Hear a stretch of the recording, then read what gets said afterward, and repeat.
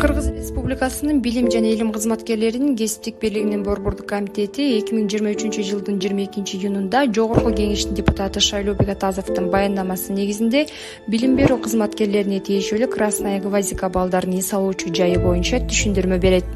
Кесиптик бирликтер жөнүндө мыйзамына жана тармактык уставына ылайык Красная Гвоздика балдардын ден соолугун чыңдоо борбору Борбордук комитеттин менчиги болуп саналат.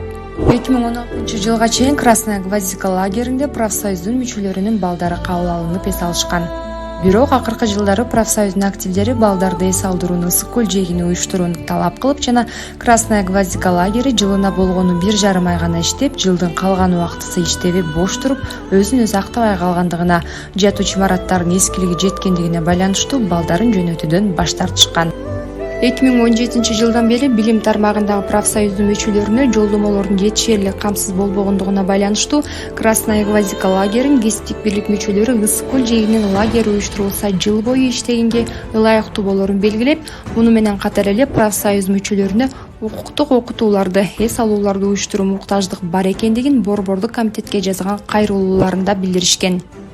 Көпчүлүк кесиптик бирлик активдеринин сунуштары эске алынып, Красная Гвоздика лагерин ысык көлдүн жээгинде уюштуруу жана жыл бою иштегенге ылайыкташтыруу боюнча маселеси тармактык профсоюздун Борбордук комитетинин 2016 жылдын 1-апрелинде кезектеги президиум мүчөлөрүнүн катышуусунда каралган. Ал эми Красная Гвоздика лагери ысык көлдүн жээгинде жайгашкан имараты менен жер аянтын алмашууга 2016 жылдын 19 августундагы пленумунда токтомдун негизинде уруксаат берилген. Жыйынтыгында лагерь ысык көл областындагы Тоң районуна караштуу Тоң айылындагы 100 орундук жатаканасы, 100 орундук ашканасы жана 40 орундук конференциялык жабдыктар менен күнүнө 10 000 литр куб саркындуу сууну тазалоочу станциясы жана кошумча 2 конок үй менен жер аянтына алмаштырылган.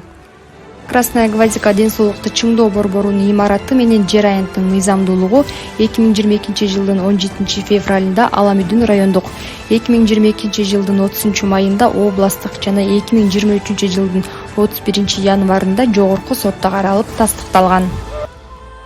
Алмашылган күндөн бүгүнкү күнгө чейин Красная Гвоздика ден соолукту чыңдоо борборунда ар жыл сайын 2000ге жакын кесиптик бирлик мүчөлөрү эс алдырылат. Ошону менен катар мүчөлөр үчүн илимий, педагогикалык, спорттук иш-чаралар уюштурулуп, социалдык, экономикалык, укуктук жана эмгекти коргоо боюнча окутуулар өтүлүп, жыл ичинде кесиптик бирлик комитеттеринин иш планына ылайык иш-чаралар уюштурулуп турат. Адаттагыдай эле бул жылы дагы Красная Гвоздика ден соолукту чыңдоо борбору 8-июндан тартып эс алуучуларды кабыл ала баштады.